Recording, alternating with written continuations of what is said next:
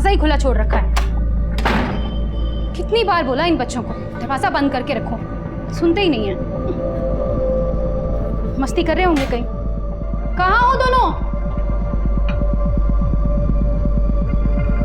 पृथक,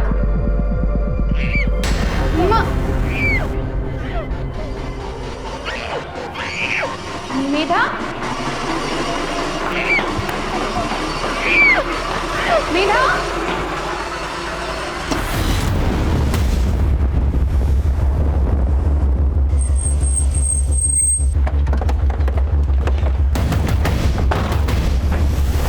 बेटा तू कुछ बोल क्यों नहीं रही? सर ऊपर।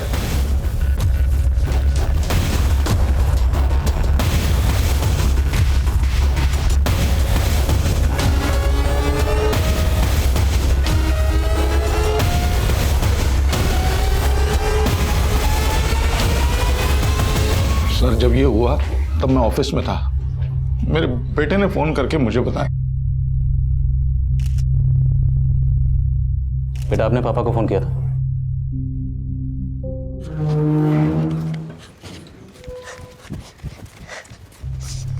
दीदी, दीदी मैं जीत गया। दीदी मैंने 49 मारे। दीदी। कौन आया था यहाँ पे? सर ये घर पे नहीं था और मेरा इतनी सदमे में है कि कुछ बता ही नहीं पा रही है सर। ये बच्ची के कपड़ों और जिस्म पे खून है। बेटा आपको कहीं चोट लगी है? ये चोट? नहीं सर, इसे कोई चोट नहीं लगी। दरअसल ये अपनी माँ की लाश के साथ लिपट के रो रही थी तो खून लग गई। कोई लूट? नहीं सर, अभी तक ऐसा तो कुछ नहीं लगा। कौन कर सकता है ऐसा? आपको किसी पर शक है? कोई ऐसा जो ये कर सकता? कुछ समझ नहीं आ रहा साहब। सुनील जी, बच्ची को हॉस्पिटल लेके जाइए।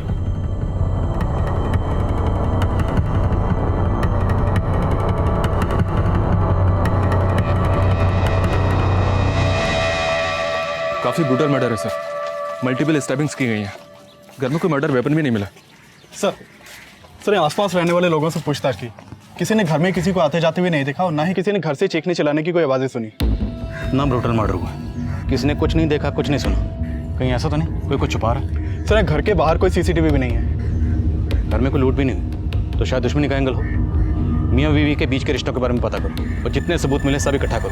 मैं हॉस्पिटल में जाकर बच्ची से मिलता हूँ। इस केस में बच्ची का बयान बहुत ज़रूरी है, शायद उसे कुछ याद आ जाए।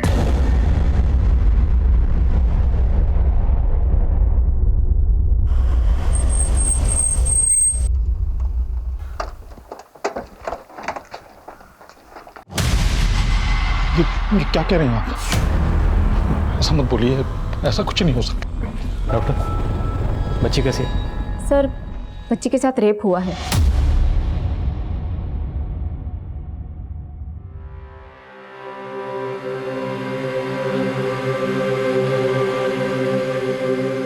मैं समझ सकता हूँ इस वक्त आपके दिल पर क्या गुजर रही है, लेकिन मुजरिम तक जल्द से जल्द पहुँचने के लिए हमारा बच्ची से बात करना बहुत ज़रूरी था और बच्ची अभी बात करने की हालत में है नहीं। तो आप बताइए, जहन पर जोर डालिए, क्या कोई ऐसा था जिसकी आपकी बीवी या बच्ची पर बुरी नज़र थी? नहीं, ऐसा तो कभी महसूस ही नहीं हुआ कि ऐसा कुछ हो जाएगा। कुछ समझ में नहीं आ रहा सर।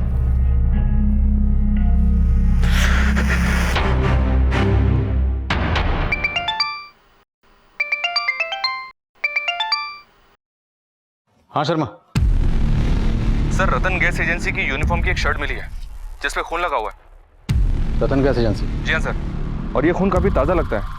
शर्मा, उस कपड़े पर जो खून लगा है उसे बच्ची की मां नेहा के खून से मैच करवाओ। और एक बात, बच्ची के साथ रेप हुआ तो हो सकता है कि शायद बच्ची की मां नेहा के साथ भी रेप हुआ। देखते हैं पोस्टमार्टम रिपोर्ट क्या कहती है। Okay sir. सुनिए जी, क्या आपकी जान पहचान का कोई रतन गैस एजेंसी में काम करता है? रतन गैस एजेंसी? जी। नहीं सर, कोई पहचान वाला तो कोई नहीं। क्या बात है सर? आपके घर के पास एक कपड़ा मिला है रतन गैस एजेंसी का जिस पर खून लगा हुआ। सर जान पहचान का तो कोई नहीं है, लेकिन सिलेंडर वहीं से आता है हमारा। आज सुबह ही नाश्ते पे हम लोग बैठे थे तो पृथक ने ये क्या ब्रेड? मम्मी मैंने आपको आलू के पराठे बनाने के लिए बोले थे और आपने ब्रेड बटर दे दिया। अब मैं नहीं खाऊंगा। अभी यही खाना पड़ेगा क्योंकि गैस खत्म हो गई हीरो। गैस खत्म हो गई? अरे दोनों सिलेंडर खत्म हो गए क्या? मैंने आपसे कहा था ना गैस बुक करवा दीजिए, तो आप फिर भूल गए। अरे लेकिन मैंने तो करवा दिया था ना। अरे पर आई तो नहीं ना। कहीं ऐसा तो नहीं सर कि डिलीवरी देने वाले ने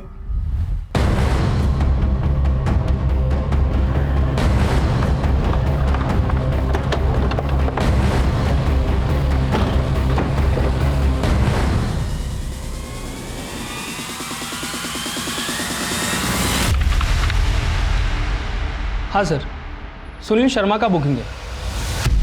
डिलीवरी देने कौन गया था? सर उनकी डिलीवरी तो अभी पेंडिंग है, हम तो 2 दिन बाद देने वाले थे। ठीक है, तो आज केशव विहार एरिया में तुम्हारी एजेंसी का जो डिलीवरी बॉय गया था उन सब की डिटेल्स दो मुझे। ठीक है सर।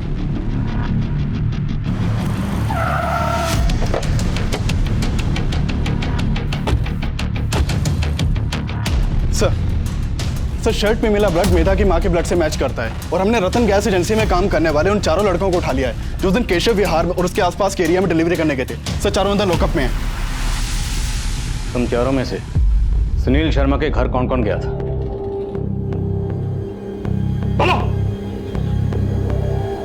सर सुनील शर्मा के घर का सिलेंडर हमें डिलीवरी करने को नहीं मिला था सर। डिलीवरी देने नहीं गए थे, वहां गए थे कांड करने। कौन गया था? तुम गए थे? नहीं सर, मैंने कुछ नहीं किया सर। इतना तो हमें पता है, गया तो तुम चारों में से कोई एक था, लेकिन एक दूसरे को बचाने की कोशिश करोगे तो चारों के चारों फंसोगे। सोच लो। सिंह सब अपने दिमाग पर जोर डाल लें, लेकिन इनका दिमाग चल नहीं रहा, फिर अपना जोर दिखाओ इन्हें।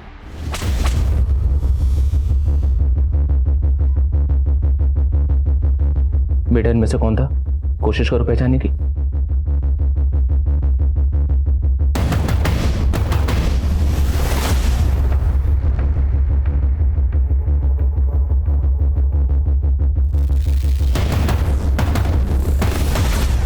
मेरा बेटा कौन था वो? बोलो बेटा। मेधा बहुत गहरे सदमे में थी। उन सिलेंडर डिलीवरी बॉयज में से उसने किसी को आइडेंटिफाई नहीं किया।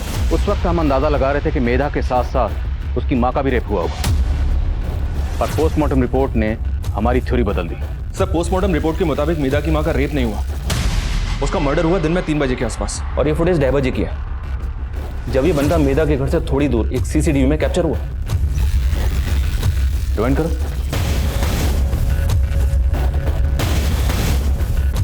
पॉज करो। इसने रतन गैस एजेंसी की शर्ट पहनी हुई है। जी हाँ सर, लेकिन इसकी कद काठी रतन गैस एजेंसी के डिलीवरी बॉय से काफी अलग है। उन सभी की एलिबाई चेक की मैंने सर, उस दौरान वो दूसरे एरियाज में थे। तो फिर ये कौन है?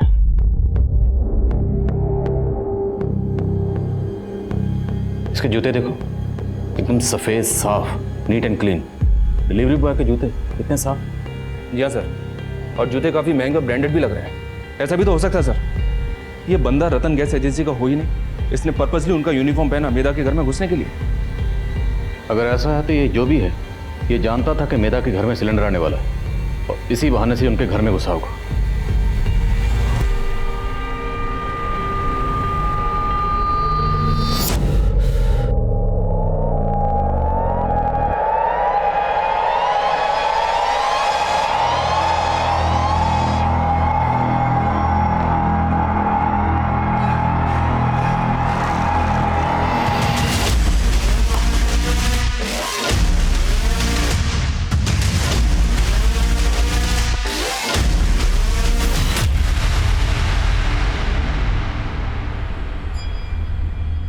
बोलो बेटा, कि यही है जिसने आपकी मम्मी को मारा था?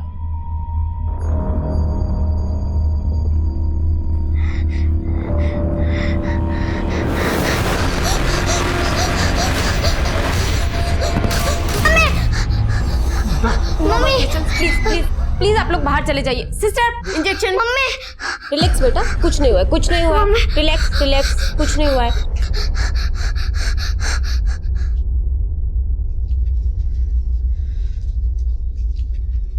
ये है मैडम जी दुकान, एकदम प्राइम लोकेशन पर है, और आजू बाजू देखिए मोहल्ला भी है हरा भरा। तो अच्छी खासी चलेंगी। मैं भी ताला खोल के दिखा। अरे भी चाबी भूल गया मैं। अब 2 मिनट रुकिए, मैं जल्दी से चाबी लेके आता हूँ। भैया थोड़ा जल्दी, बच्चे घर पर अकेले हैं। बस यूं गया और यूं आया, बस 2 मिनट।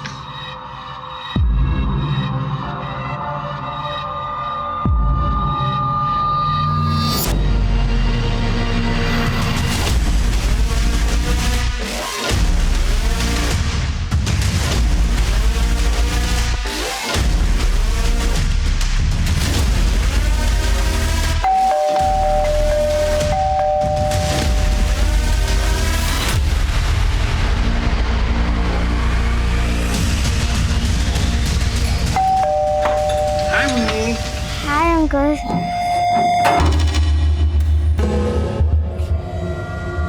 मम्मी कहाँ है? अरे बेटा, मम्मी आपकी दुकान देखकर मार्केट चलेंगी, तो उन्होंने मुझसे कहा कि आपको उनके पास छोड़ दूं। चलो, मम्मी वेट कर रही है। हाँ चले, चलो। हाँ।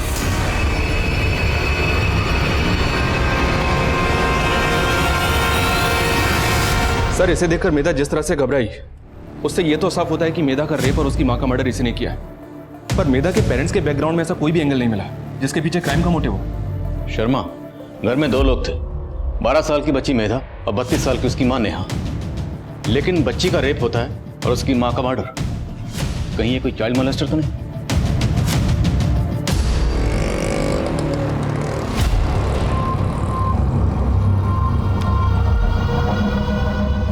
अंकल, आपने तो बोला था कि मम्मी ने मुझे मार्केट में बुलाया, पर आप मुझे कहाँ लेकर चल रहे हो?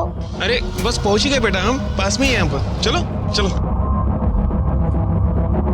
इस फोटो को सभी थाने में भेजो और पिछले दिनों जितने भी चाइल्ड मोलेस्टेशन और रेप के केसेस फाइल हुए हैं, सभी के बारे में पता करो। हो सकता है कोई सीरियल चाइल्ड मोलेस्टर हो और हमें उन केसेस से इस तक पहुंचने की कोई लीड मिल जाए। Right sir.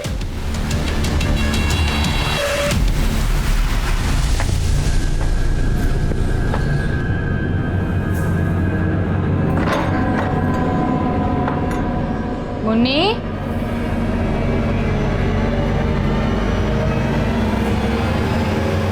मुन्नी, मुन्नी। भाई साहब, आपने मुन्नी को देखा क्या? नहीं। मुन्नी, बेटा आप लोगों ने मुन्नी को देखा कहीं पर? नहीं। मुन्नी। अंकल, आप मुझे बेवकूफ बना रहे हो। यहाँ पे कहाँ है मार्केट? मैं जा रही हूँ। भाई साहब, आपने एक छोटे बच्चे को देखा क्या?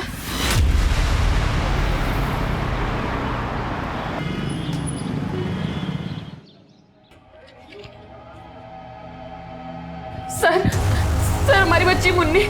आराम से बताइए क्या हुआ? सर, हमारी बेटी मुन्नी, सर वो कहीं मिल नहीं रही है सर।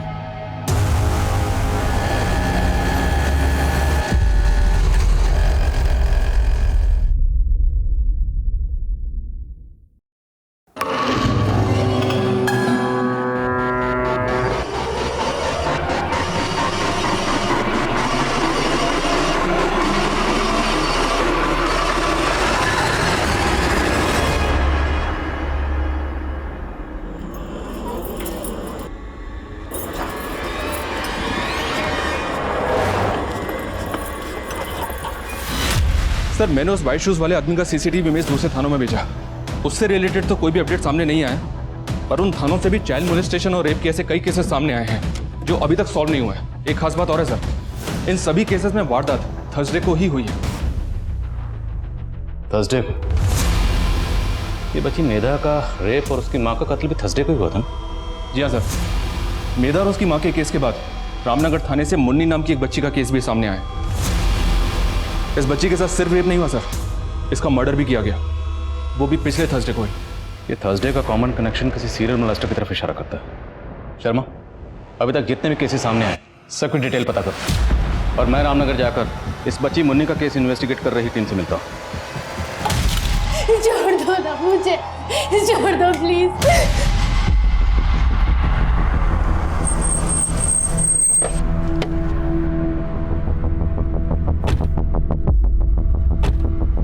सर, मुन्नी के पापा अपने लिए किराए पर एक दुकान देख रहे थे। उसी शाम वो आदमी घर पर आया था।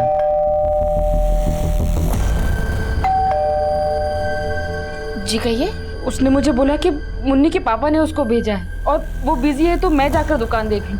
मुन्नी बेटा मैं दुकान देखने के लिए जा रही हूँ, ठीक है? आप दरवाजा अच्छे से बंद कर लो, ठीक है? अभी आती हूँ मैं उसकी बातों में आ गई सर। घर लौटी तो देखा मुन्नी घर पर नहीं है और फिर मुन्नी के पापा ने बताया कि इन्होंने तो किसी को भेजा ही नहीं था। मुझे पक्का यकीन है सर कि उसी आदमी ने मेरी बच्ची के साथ।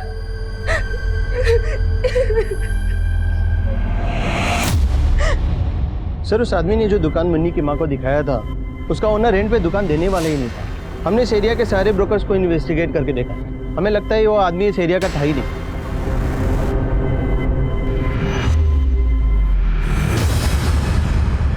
हाँ पापा मैं ठीक हूँ। ऑफिस में है? नहीं पापा आज छुट्टी की है। तबीयत तो ठीक है ना बेटा तेरी? हाँ पापा मैं ठीक हूँ, मैं आपको बाद में फोन करती हूँ। ओके।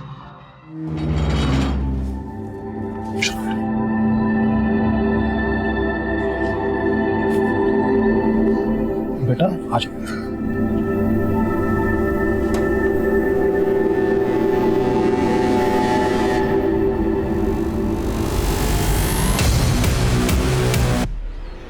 मम्मा आ जाओ।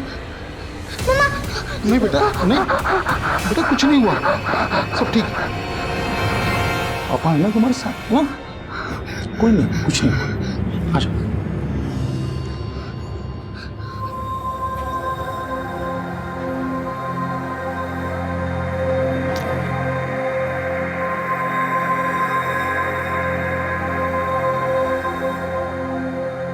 पृथक, मेधा, हम बाजार जा रहे हैं। मेधा सिलेंडर वाला आए तो पहले हमें फोन करना, ऐसे दरवाजा मत खोलना। और पृथक दीदी को घर पे अकेला छोड़ के अभी खेलने मत चले जाना, ठीक है? चलो अब अच्छे से पढ़ाई करो, हम अभी आते हैं।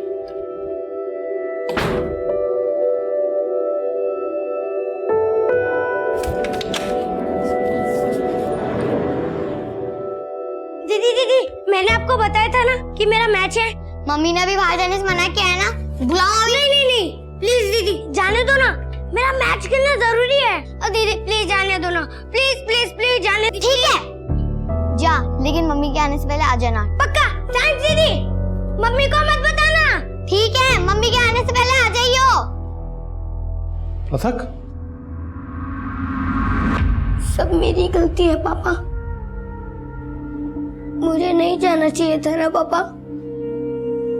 I am sorry.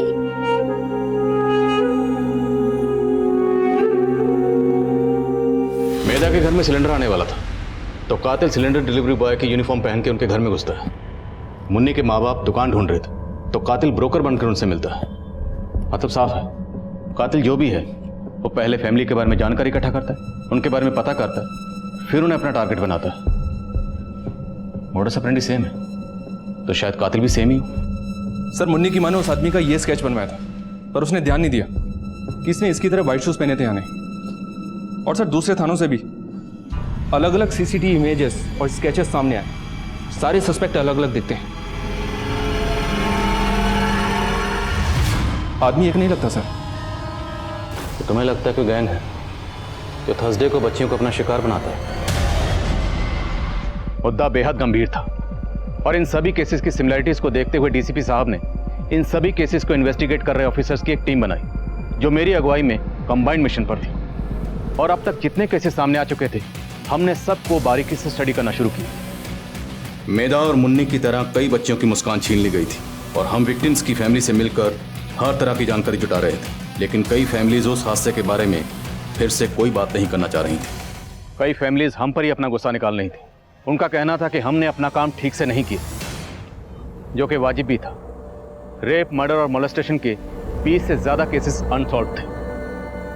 अब हम पर एक बड़ी जिम्मेदारी थी, वो थी पब्लिक का भरोसा जीतना। आगे ऐसे अपराध ना हो इसके लिए हम स्ट्रेटजीज बना रहे हैं। सिचुएशन पर कंट्रोल करने के लिए हमें हर गली मोहल्ले और स्कूल में जाकर टीचर, पेरेंट्स और गार्जियन से मिलना होगा। क्रिमिनल अलग अलग भेस में ट्रैवल कर रहा है तो ऑटो रिक्शा वाले उसकी लीड देने में अहम रोल निभा सकते हैं। हमें किसी भी सूरत में क्रिमिनल तक पहुंचना है, उसके लिए चाहे हमें कुछ भी करना पड़े। Is that clear? Yes sir.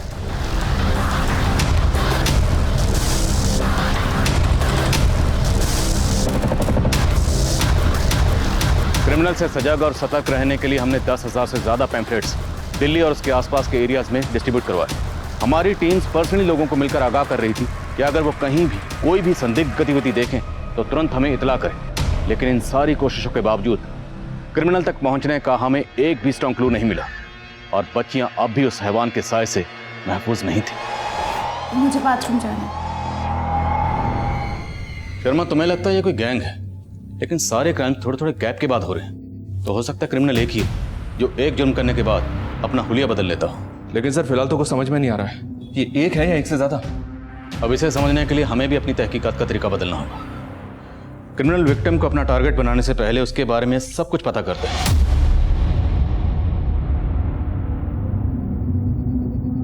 उसके घर वालों के बारे में पता करता है।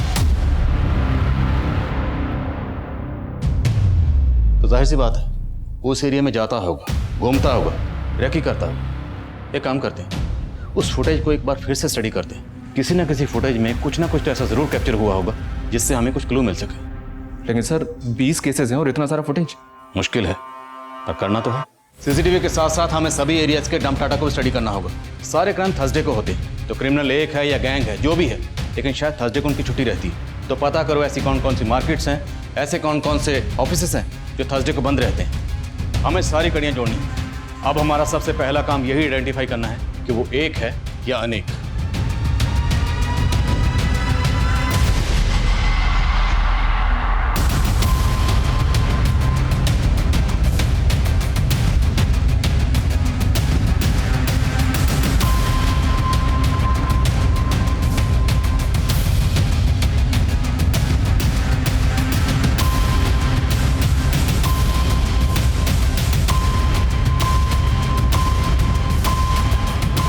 सर सभी 20 एरियाज के अलग अलग सीसीटीवी से 700 घंटे की फुटेज कलेक्ट की है। सभी एरियाज के डंप डेटा में तकरीबन 2 करोड़ नंबर है। दौड़भाग काफी करनी पड़ेगी सर। क्रिमिनल्स ने बहुत दौड़भाग की होगी, लेकिन शर्मा हमारी रेस तो अभी शुरू हुई और किसी भी सूरत में हमें उनसे आगे निकलना है।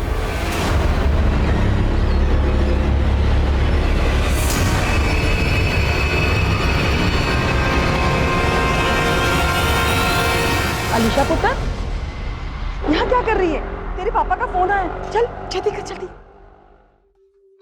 हेलो पापा, मैंने गिफ्ट भेजा था, मिला आपको? हाँ बेटा मिला मुझे, और इसीलिए थैंक यू कहने के लिए मैंने तुम्हें फोन किया है। मुझे थैंक्स नहीं चाहिए, आप आ रहे हो ना मेरे बर्थडे पे? हाँ बेटा मैं आ रहा हूँ। दादी पापा मेरे बर्थडे पे आ रहे हैं। ये क्या बात है अलीशा, अलीशा के पापा बर्थडे पे आ रहे हैं? हाँ। थोड़ा बात कराओ। सत श्री अकाल वीर जी। सत श्री अकाल। अरे इस बार आ रहे हैं कि तुझे तो पता है कितना बिजी हूँ मैं यहाँ पर, और तुम और बेबी हो ना वहाँ अलीशा का ख्याल रखने के लिए। हाँ हाँ वीर जी, हम सब संभाल लेंगे। लो बात करोगी? हाँ। हेलो पापा, bye, I love you. I love you बेटा। चल पुत्र, अपना ख्याल रखना, ठीक है? हाँ बेबी, आप भी अपना ख्याल रखना, ठीक है?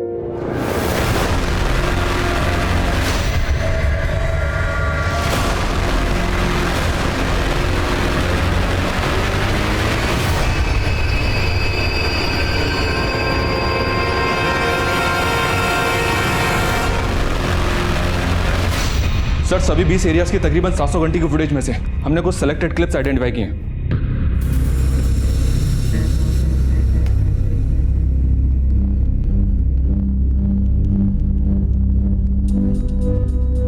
माना इन सारे क्लिप्स में क्रिमिनल का हुलिया अलग अलग है, लेकिन एक चीज कॉमन है, इसकी चाल। ये जब भी चलता है तो इसका एक कंधा झुका हुआ होता है।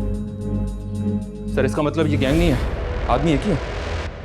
ये एक है तो इसे टारगेट करना मुश्किल नहीं होगा। जहाँ पे क्राइम हुए वहाँ के डंप डाटा में कोई common number? Sir 2 crore number है और उनमें से कॉमन नंबर्स की छटनी करना इतना आसान नहीं है। पर दिल्ली के उन मार्केट्स का और ऑफिसेस का पता चला है जो थर्सडे को बंद रहते हैं। वहाँ खबरियों को काम पर लगा दिया।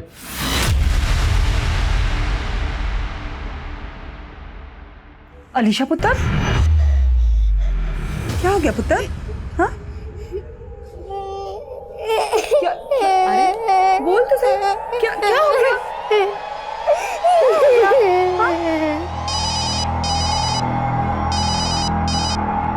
हाँ बेबे। साहिल पुत्र, वो अलीशा। क्या हुआ बेबे? पुत्र मैं बाजार गई थी और बाजार से जब वापस आई तो बस अलीशा रोई जा रही है, कुछ बोल ही नहीं रही, कुछ बता ही नहीं रही है। अलीशा, अलीशा, अलीशा पुत्र, हेलो बेबे। अलीशा पुत्र, पुत्र आंखें खोल, पुत्र।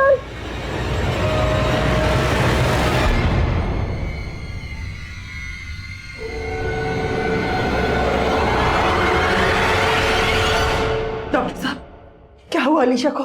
देखिए, अलीशा के साथ रेप हुआ है और हमें पुलिस को इन्फॉर्म करना पड़ेगा। सर सरस्वती विहार के क्लिनिक में एक बच्ची के रेप केस का मामला आया था, लेकिन बच्चे के घर वालों ने उसकी कंप्लेंट फाइल नहीं करवाई।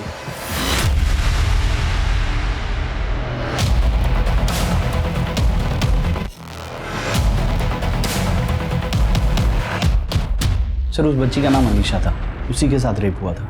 सर, उनके फैमिली वाले को जब मैंने बताया कि उस बच्ची के साथ रेप हुआ है और हमें पुलिस को इन्फॉर्म करना पड़ेगा, तो वो लोग उसको साथ में लेके चले गए। नहीं डॉक्टर साहब, हमें पुलिस कंप्लेंट नहीं करती। मेरी बात समझ मैं आपके सामने हाथ जोड़ती हूँ। अगर ये बात घर से बाहर गई तो हम कहीं मुंह दिखाने के लायक नहीं बचेंगे। कहाँ रहती है फैमिली? सर, मैं उनकी डिटेल्स तो नहीं ले पाया,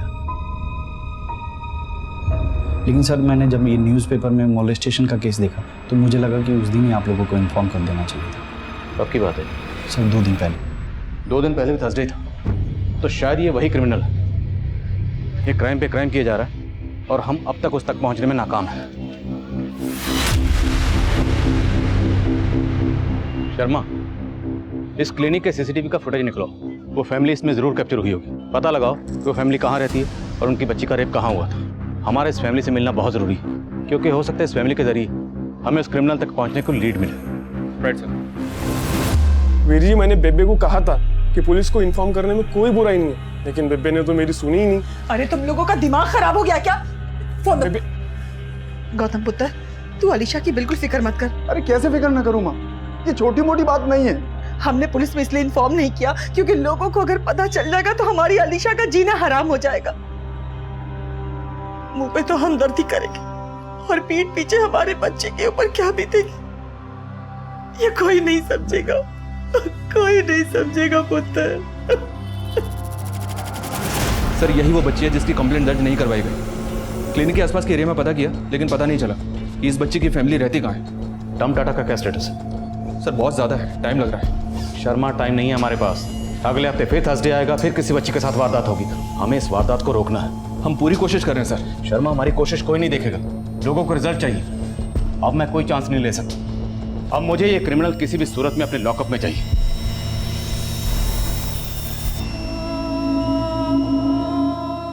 बेटा, बेटा रेडी नहीं हुई अभी तक? बेटा, अगर तू पूरे दिन घर पे रहेगी ना तो वो सब कभी भूल नहीं पाएगी। इसलिए बैग लगाओ अपना, यूनिफॉर्म पहनो और स्कूल चलो। दीदी, आपको पता है स्कूल में है ना अमरूद के पेड़ पर बहुत सारे अमरूद आ गए। आपको अमरूद पसंद है ना? चलो हम दोनों वहाँ पर जाके ना अमरूद तोड़ेंगे। दीदी प्लीज चलो ना, अगर आप नहीं चलोगे तो मैं भी नहीं चलूंगा। प्लीज चलो ना, please please please please.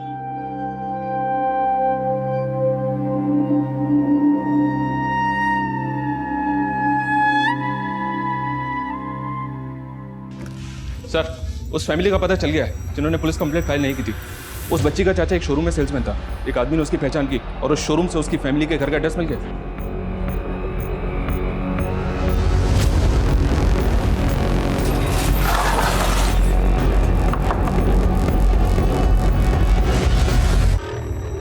Alisha यहीं रहती? साहब, हमने कहा ना, हमें कोई केस वेस नहीं करना है। देखिए, आपकी बच्ची के साथ जो भी हुआ, हमें पता है वो कितना सीरियस मैटर है, लेकिन जिसने भी ये किया है उसे उसके किए की सज़ा तो मिलनी ही चाहिए। और हम आपका कंसर्न समझते हैं, इसलिए हम वादा करते हैं हम इस मैटर को पब्लिक नहीं करेंगे। प्लीज़ हमारी मदद कीजिए। लेकिन आप लोग अलीशा से तरह तरह के सवाल करेंगे और वो बच्ची फिर से वो सब याद करके परेशान हो जाएगी। देखिए साहब, हम आप लोगों के सामने हाथ जोड़ते हैं, चले जाइए आप लोग यहाँ से, चले जाइए।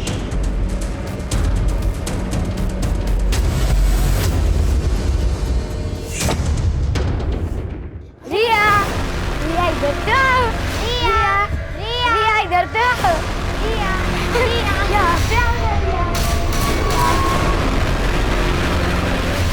अम्मी आज थर्सडे तो मैं जल्दी नहीं आ पाऊंगा। जी जी अम्मी, है कुछ मसला थर्सडे का, मैं बताऊंगा बाद में आपको। अल्लाह हाफिज। अरे गुप्ता, जब भी थर्सडे आता है ऐसा लगता है ये टेढ़ी चाल वाला फिर से मात ना दे दे हमको। अरे यार, मैं तो सबसे ज्यादा भरा हूँ। 700 घंटे की सीसीटीवी फुटेज और ये 2 करोड़ फोन नंबर्स का डंप डेटा। इसने जितनी हमारी रेल बनाई है ना, उससे ज्यादा उसकी रेल बनाएंगे। बस एक बार हाथ आ जाने दो। सर, फाइनली डंप डेटा से हमें वो नंबर मिला है जो शायद इसका हो सकता है। जो नंबर सामने आया वो उन 4 एरियाज में कॉमन था जो उन बच्चियों के साथ रेप हुआ। वो नंबर फेक आईडी से लिया गया था और उस वक्त बंद था। तफ्तीश के बाद पता चला कि वो नंबर ज्यादातर संत नगर एरिया में एक्टिव रहता था, तो हमने सोचा क्रिमिनल संत नगर एरिया का हो। हमारी एक टीम संत नगर एरिया में तैनात हो गई। 50 से ज्यादा पुलिस वाले अलग अलग भेस में संत नगर की गलियों में आम लोगों के बीच फैले हुए। हमने एक मैसेज ग्रुप भी बना रखा, लेकिन लगातार 10 दिन उस एरिया को स्कैन करने के बाद भी हमारे हाथ कुछ नहीं लगा।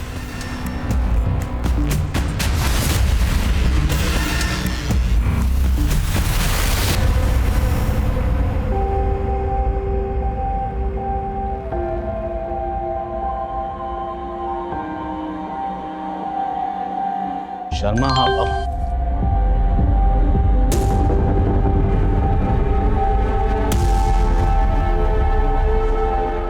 कांस्टेबल से कहो इसे एकदम से टारगेट ना करें, इस पर नजर रखें और कंफर्म करें कि ये वही है। हम थर्सडे तक इंतजार करेंगे, इसे रंगे हाथ पकड़ेंगे जब ये अगली वारदात करने की कोशिश करेगा।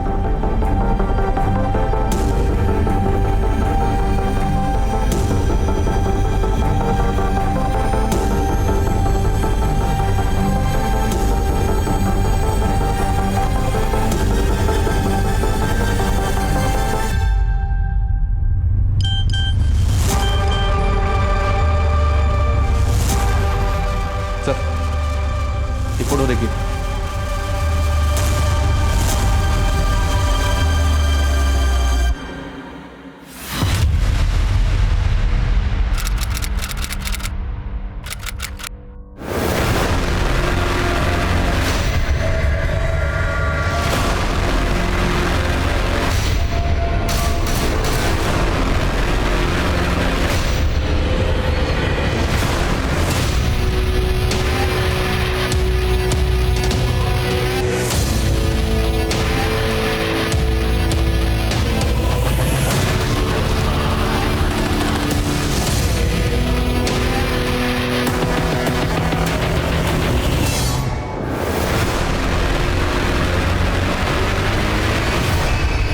रिया? हाँ जी, आप कौन?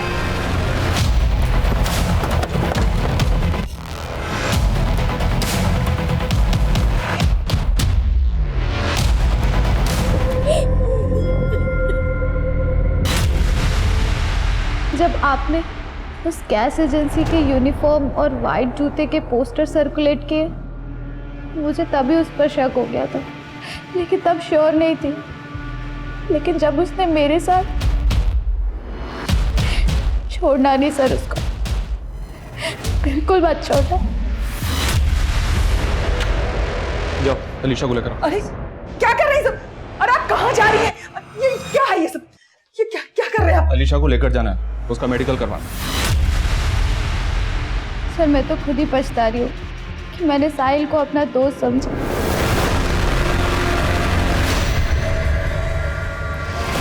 रिया? हाँ जी, आप कौन? अरे रिया, मुझे नहीं पहचाना? अरे मैं तुमसे मिलने आया था ना, तुम्हारी मम्मी ने मुझे भेजा है यहाँ पर। वो तो मैं यहाँ से गुजर।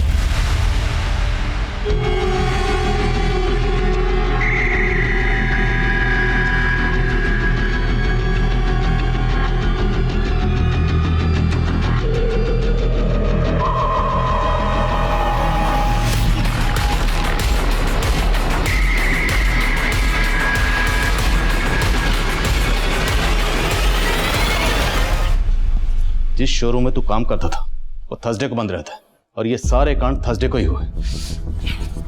छोटी छोटी बच्चियों के साथ खुद की भतीजी को भी नहीं छोड़ा तूने। आज मैं पापा को बोलूंगी मेरे बर्थडे के दिन तेरे दोस्त लेके आए, तो मेरे पास 2 हो जाएंगे, ठीक है? तेरी फ्रॉक भी चेंज करनी है आज मुझे। बेबी कहाँ गई बेटा? वो तो मार्केट गई है। ठीक है ना? आज तुझे मैं न्यू फ्रॉक पहनाऊंगी।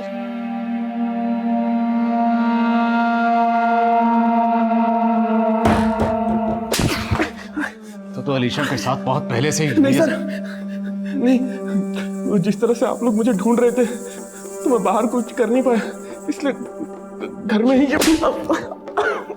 छोटी छोटी बच्चियों के साथ। और वो लड़की जिसे तूने उसी के घर में बंदी बनाकर रखा हुआ था, क्यों? नहीं सर, नहीं सर, उसके साथ कुछ नहीं किया। वो तो मेरी गर्लफ्रेंड है। गर्लफ्रेंड? तो उसे उसी के घर में बंदी बनाकर क्यों रखा हुआ था? सर गर्लफ्रेंड तो शौक के लिए बना रखा था, लेकिन वो चाइल्ड पोर्न देखने की गंदी आदत की वजह से मेरा दिमाग खराब हो गया था। छोटी बच्चियों के अलावा मुझे कुछ दिखाई ही नहीं देता था। छोटी बच्चियों के अलावा तुझे कुछ दिखाई नहीं देता था? वो तेरी गर्लफ्रेंड, वो बच्ची थी, हाँ? उसे क्यों बंदी बनाकर रखा? सर उसे मुझ पर शक हो गया था और मैं सोचा कि जब तक सारा मामला ठंडा नहीं हो जाता तब तक उसे बंदी बना के रखो। बाद में उसे भी। हाँ? और कितनी बच्चियों के साथ की ये गंदी हरकत? 3 साल से महीने में 2 या 3 बार।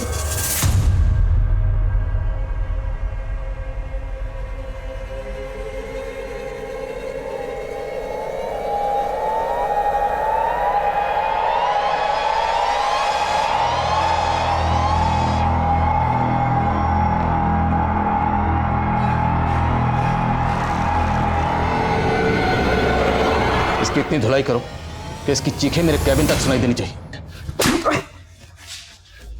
हमने दिल्ली और उसके आसपास के एरियाज में हुए रेप के अनसॉल्व केसेस के डीएनए को साहिल के डीएनए से मैच करवाया तो पता चला साहिल 50 से ज्यादा बच्चियों के साथ रेप कर चुका था। ना सिर्फ रेप बल्कि 5 कत्ल भी कर चुका था। मुजरिम एक के बाद एक जुर्म को इसलिए अंजाम दे पाया क्योंकि वो आपके घर के बाहर रहते हुए भी आपके परिवार की हर जानकारी पर कान गड़ाए हुए था। वो रोजाना आपके आसपास रहकर इस जुर्म की दस्तक दे रहा था, लेकिन ना तो किसी को यह दस्तक दिखाई दी ना सुनाई दी और इसलिए जुर्म होते रहे। और हैरानी की बात यह थी कि साहिल जो कर रहा था उसकी भनक उसकी मां को भी थी, लेकिन उसने भी कभी इस दस्तक की तरफ गौर ही नहीं की, जिसका नतीजा यह निकला कि खुद उसकी भतीजी अलीशा भी उसकी हैवानियत का शिकार हो गई।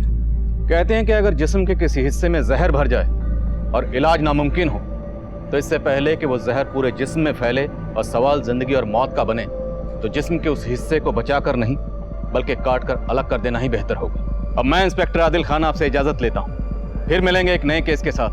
तब तक देखते रहिए क्राइम पेट्रोल दस्तक। मकसद बताना नहीं बचाना है।